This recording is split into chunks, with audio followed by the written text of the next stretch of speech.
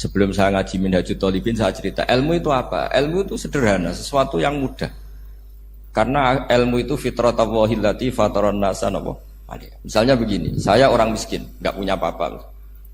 Sudah nggak punya apa-apa, nggak punya jabatan, terus keluarga yang nggak pati loyal, mungkin istri ada ngidolakan kita, bahkan anak kita sendiri juga nggak ngidolakan kita. Itu kan sial-sialnya orang, anak kita aja nggak pernah ngidolakan kita. Tapi untuk bahagia itu sebenarnya sederhana. Sederhananya begini, orang pinter itu ingin mempertahankan kehidupannya, terus pinter sampai berobat habis banyak ke Belanda, ke Jepang supaya mempertahankan nyawanya. Si miskin ini kalau dia setiap makan, ya Allah, saya dengan makan ini mempertahankan nyawa saya. Sehingga makan itu satu kajian ilmiah bahwa ini luar biasa. Bahwa orang punya Alphard, punya uang 1 miliar, itu tidak mempertahankan sesuatu yang pokok, yaitu nyawa. Orang tidak punya Alphard itu hidup, nggak punya uang 1 miliar hidup.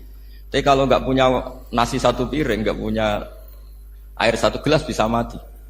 Artinya apa? Orang miskin itu yusyarikul aghniya, sama dengan orang-orang kaya dalam hal kepemilikan hal-hal yang pokok. Tapi kadang-kadang orang miskin itu ya nyon sewu agak belagu, sudah miskin ingin punya Alphard, sudah miskin ingin punya uang, ya dia tersiksa. Harusnya cara berpikir nggak punya Alphard tuh masih hidup, nggak punya uang 1 miliar masih hidup. Yang punya Alphard hidupnya juga pakai nasi 1 piring, yang punya uang 1 miliar juga pakai nasi. Ya kalau itu kan sama, saya punya. Kalau gitu kan bisa miskin rasa kaya itu. Itu memang harus dilatih. Nah, kalau orang kaya kan rumahnya banyak di mana-mana. Memangnya kalau rumahnya banyak di mana-mana terus tidur di sini 1 jam, di rumah itu 1 jam, malah nggak bisa tidur kan? Tetap aja yang dipakai 1 kamar. Itu gunanya apa punya rumah banyak? Setidaknya zaman miskin itu dia berpikir gunanya apa punya rumah banyak untuk dipakai ya hanya 1. Meskipun suatu saat kalau dia kaya juga berpikirnya agak rubah. Ya penting punya rumah banyak biar kemana-mana punya rumah, nggak apa-apa. Tapi sementara masih miskin jangan berpikir seperti itu. Nah yang menjadi miskin kacau kan sudah miskin berpikirnya gaya orang kaya, itu kecelakaan ya. Nah itu ilmu, maksud saya itu ilmu. Sehingga dulu Nabi ngajari orang miskin itu sederhana. Ketemu orang miskin sama Nabi diajarkan. Nabi diantara ajarannya begini. Ada seseorang man asbaha, orang yang setiap harinya mu'afan fi jasadi, dia sehat, aminan fi sirbi, negara dalam keadaan aman, tidak dalam ancaman. Indahu qutu yaumi, dia hari itu punya makan. Faka'an nama khizat lahu dunya bihadzafiriha, berarti dia sudah punya dunia dan seisinya. Karena polanya sama. Buat Presiden Amerika itu yang untuk mempertahankan nyawanya ya makan pokok dan minuman pokok, bukan jabatannya sebagai presiden atau punya uang triliunan. Orang paling kaya di Indonesia juga gitu, untuk mempertahankan hidupnya juga dengan makanan pokok. Dan itu orang miskin punya. Kehidupan paling top itu apa? Ya kehidupan yang mempertahankan nyawa itu yang paling top, lainnya itu enggak. Karena mempertahankan nyawa ini super penting. Dan orang miskin bisa. Nah, saya berharap ilmu seperti inilah menjadikan dulu itu kuat ketika melawan Belanda. Kenapa kuat? Karena mereka gampang syukur. Barokahnya gampang syukur itu selesai dengan dirinya sendiri. Kalau bahasa intelektualnya itu, orang kalau sudah selesai dengan dirinya sendiri bisa berpikir memanfaati pada orang lain. Dulu orang-orang miskin ketika era sahabat, termasuk era para ulama yang mendidik para umatnya, itu selesai dengan dirinya sendiri. Nah sekarang banyak orang miskin juga termasuk orang kaya, bahkan belum selesai dengan dirinya. Wah itu angel, ngajak jihad angel, karena dengan dirinya saja belum selesai. Maka masyhur itu kan ketika perang Tabuk ada orang datang, kira-kira kalau Indonesia pakai beras 4 kilo, ya Rasulullah yang 2 kilo tak kasihkan keluarga kami supaya bisa makan, yang 2 kilo tak kasihkan jenengan untuk biaya perang. Perang Tabuk itu perang tersulit, disebut perang Dhatil Usra. Sekarang hitung saja, ini coba dihitung, mungkin yang bagian kasir tahu. Kalau 2 kilo kali 3.000, umat Islam pas itu sekitar hampir 3.000. Itu sudah 6.000 kilo. 6.000 kilo itu artinya apa? Orang miskin ketika perang membiayai dirinya sendiri, itu satu. Kedua, dengan mental memberi, orang ini tidak tamak. Barokahnya tidak tamak, tidak nyalahkan yang kaya. Efek dari itu apa ketika perang Tabuk? Sumbangan dari Sayyidina Utsman yang jumlahnya besar sekali, yaitu diantaranya 1.000 dinar. 1 dinar kira-kira 4,25 gram, berarti sekitar 4.000 gram. Itu bisa diberikan alat perang. Sumbangan dari Abu Bakar juga bisa dipakai beli kuda untuk perang. Nah bayangkan kalau kebutuhan orang miskin ini untuk makan itu nggak mau urun, wah saya miskin nggak perlu urun, saya miskin dipakai alasan terus. Maka jumlah 3.000 ini akan mengurangi anggaran untuk belanja peralatan perang karena untuk konsumsi orang miskin. Jadi itu kadang mangane tanduk itu kan repot. Wes miskin mangane tanduk, nak antri mo kan ribet. Artinya apa? Perang ini tidak fokus karena ngurusi konsumsi untuk orang-orang miskin. Nah, dulu zaman Nabi orang miskin pun semuanya heroik. Mereka dibantu gak mau, inginnya bantu. Sampai dicibir sama orang munafik. Apa gunanya sedekah 2 kilo? Wong perang ini perang besar antar negara. Pas itu mau perang melawan Romawi. Sampai orang munafik bilang alladzina almizuna almuttawiina minal mu'minina fis sadaqati. Walladzina la yajiduna illa juhdahum faskharuna minhum. Orang-orang munafik digambarkan Allah orang-orang yang mencibir sedekah kecil. Wong untuk perang besar kok sedekahnya hanya 2 kilo. Tapi yang mahal bukan 2 kilonya. Kalau ada 1 juta orang miskin menyumbang negara 20.000, itu artinya apa? Kita punya rakyat yang inginnya hubungannya dengan negara memberi. Tapi coba kalau kita 2 juta rakyat yang inginnya dari negara mendapat, pegawainya demo ya. Nah ini ajarannya Nabi yang luar biasa. Dulu Nabi itu bisa mendidik orang miskin pun bermental memberi. Nah barokahnya bermental mandiri ini mereka selesai dengan dirinya sendiri. Coba kalau mereka tidak bawa makanan sendiri ketika perang, mungkin kuda yang untuk perang, terus mereka berpikir, bu ini saja disembelih supaya kita bisa makan. Ribet kan? Ngapain beli senjata yang mutakhir, makan saja nggak bisa. Tapi barokahnya mereka urun sendiri. Mereka selesai dengan dirinya sendiri. Ini hebatnya didikan Rasulullah Shallallahu Alaihi Wasallam. Dulu Mbah Hashim dan kawan-kawan itu berhasil mendidik seperti itu. Santri yang miskin-miskin itu kalau ngaturi kiai duwene telo itu kayak no telo, duwene wi ya tidak no wi. Jika kiai sing wis mapan-mapan, misalnya kados kula wonten kan mun setengah mapan, ya akhirnya yo iso mangan wi. Jebule wi ku yo enak. Santri yo seneng mergo kiai ini seneng pancen wis suwi mangan pizza misalnya. Ya tapi nak sing melarat terus aku melarat kiai tak kei wi mosok doyan. Wis melarat medhit di alasan kan ribet kan. Ini yang perlu dihilangkan. Medhit kok berargumentasi. Tapi yang mahal itu bukan winya, mental memberi. Orang itu kalau mentalnya memberi itu berarti selesai dengan dirinya. Tapi kalau tidak bermental memberi pasti tamak. Dan tamak itu mesti menghakimi orang lain.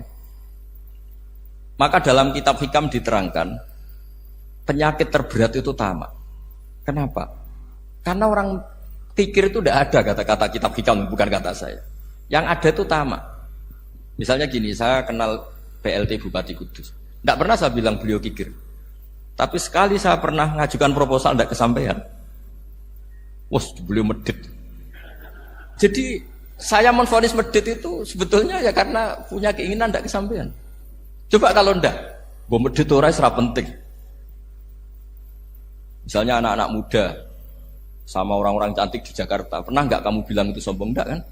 Setelah kamu bilang, Mbak aku ingin kenal tidak sampeyan, terus dia agak mau, baru kamu bilang sombong karena keinginan kamu tidak.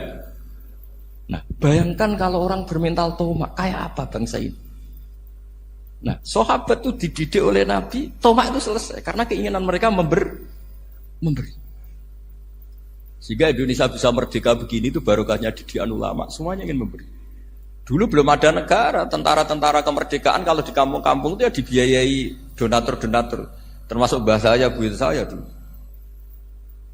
Bu itu berapa ton aja beras untuk pasukan Hizbullah, pasukan TNI.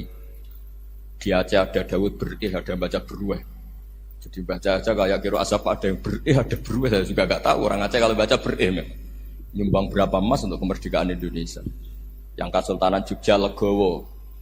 Jogja tidak lagi negara tapi diberikan bagian dari Indonesia dan seterusnya. Nah, jadi semua ini barokahnya didikan Rasulullah SAW yang diteruskan para ulamanya bahwa nomor 1 didik masyarakat itu bermental memberi. Dengan bermental memberi apapun kecilnya ini selesai dengan dirinya sendiri. Itu kalau sampean nggak punya mental memberi, nanti pulang dari Pemda, sok acara kabupaten berkata ini tok ribet itu. Awas itu, bar ngaji langsung lali berarti sampean.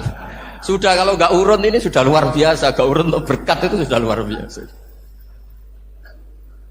Jadi itu yang makanya Nabi itu Quran dimulai wa mimma razaqnahum yunfikun. Quran mengajarkan bermental memberi yunfikun. Nabi berkali-kali ngulang al yadul ulya khairum al yadis sufla. Dan memberi itu tidak harus nunggu kaya. Gambarannya Quran tentang orang baik itu gimana? Alladzina yunfikuna fis sarra wadharra. Bukan fis sarra saja, ketika wadharra juga. Saya pernah guyon sama orang kaya di Jakarta. Dia uangnya miliaran, mungkin malah triliunan. Guyon sama saya, Gus, saya ini sudah sekian bangun masjid di mana-mana. Saya ini berarti hebat. Enggak, kata saya. Enggak ada masjid, agama tetap jalan, kata. Karena di kampung-kampung sudah banyak masjid, kata. Masih keren tukang becak, kata. Kok bisa, Gus? Sampai nyumbang masjid 1 miliar, itu masjid apa, kata saya? Ya masjid-masjid besar. Nah, itu paling dipakai kubah atau menara atau apalah yang tidak mendesak. Tapi kalau orang miskin, ngutangi orang miskin itu kalau nggak utang hari itu nggak makan. Kan nggak mungkin tukang becak ke utang ke ada bank atau orang kaya raya, kan kenal saja enggak. Mesti orang miskin utangnya sama orang miskin. Saya kalau orang kaya utang Habibidin mesti mau beli Innova. Karena level orang elit, jadi utangnya itu beli Innova, aksesoris Innova, seri terbaru. Tapi kalau orang miskin sama orang miskin, utangnya itu beras untuk nyawa. Artinya apa? Kalau saya diutangi Habibidin untuk beli Innova, itu ganjarannya itu sekunder. Tapi kalau sesama orang miskin itu ganjarannya primer. Keren mana? Hutang-hutangannya orang miskin sama orang kaya. Satu menyelamatkan nyawa, satu menyelamatkan citra. Dia baru sadar, ternyata orang miskin lebih hebat ketimbang saya, lebih hebat, tapi tidak usah ditiru, kata saya. Cuma dia menjadi tidak sombong sekian miliar yang disumbangkan ke masjid, karena dia menjadi tahu ternyata itu tidak banget. Nah, kecuali masjid-masjid yang kamu nyumbang memang masjid perintis di daerah-daerah yang belum ada masjid. Kalau masjid-masjid besar itu kan kadang kebutuhannya sudah selera, bukan pokok. Nah, saya ini cerita ya, jadi supaya orang tahu lah. Zaman Nabi itu orang sudah selesai semua dengan dirinya sendiri. Jadi maksud saya Islam nggak apa-apa tanpa masjid itu masjid yang sudah sifatnya selera. Indonesia kan masjid sudah sifatnya selera semua. Yang dikatakan masjid pokok kan yang dipakai sholat bisa, dipakai alat sesuci bisa. Tapi kalau sudah selera ya pondasinya harus begini, lampunya harus dari kristal, terus kubahnya itu sudah selera. Nah rata-rata sumbangan yang miliatan itu kan sudah ke selera. Sementara orang miskin utang-utangan sama orang miskin untuk menyelamatkan apa coba? Nyawa. Artinya para orang miskin jangan kecil hati, wah saya sedekah hanya 2 kilo, tapi 2 kilo nyawa. Dan itu pahalanya luar. Nah ini ilmu asal saja. Nah Kiai itu berhasil seperti itu sehingga orang-orang miskin dulu tuh ngrumat tentara itu ya nganggo wi, nganggo telo, bahkan ada yang pakai apa itu Pak Hartopo itu pisang itu, arasnya pisang itu. Gronggolnya pisang sudah dipakai saja Pak tentara. Tentara di mana-mana bisa makan. Coba kalau yang ngamal yang kaya tok itu tidak cukup. Tapi barokahnya yang miskin juga ikut ngamal itu cukup karena yang miskin itu mayoritas. Jadi didukung kaum miskin pasti menang lah kan kira-kira gitu. Karena di mana-mana orang miskin itu banyak. Menemukan orang kaya itu nyari data. Kalau menemukan orang miskin seketemunya pasti ketemu. Dan orang miskin ini dididik ulama untuk berkontribusi. Sehingga banyak tentara yang ketika dicari Belanda pura-pura jadi petani. Ini juga yang menyelamatkan orang miskin. Nah, ulama dulu tuh orang paling sukses mensuasanakan seperti itu. Nah, itu yang diceritakan di perang Tabuk, mimpa dimaka tazihu qulubu fariqin minhum. Jadi perang Tabuk itu perang di antara yang paling diceritakan Allah berkali-kali apa? Ya Rasulullah tadi malam saya buruh dan ini dapat 2 sok ya kira-kira berapa kilo lah. Yang separuh untuk keluarga kami, yang separuh saya sumbangkan ke jenengan. Lu coba perang antar negara hanya menyumbang 2 kilo beras, bayangkan. Tapi nilainya bukan 2 kilo. Kalau 2 juta rakyat Indonesia nyumbang 2 beras, artinya hubungannya dengan negara hubungan ingin memberi. Dan barokahnya hubungan ingin memberi, ora pati kecangkeman tomak, ora pati kakean menuntut. Ini yang mahal itu yang gak ternilai itu. Dan itu menjadi kekuatan yang luar biasa sehingga umat Islam bisa mengalahkan pasukan Romawi. Nah Indonesia dulu kira-kira seperti itu, pra-kemerdekaan.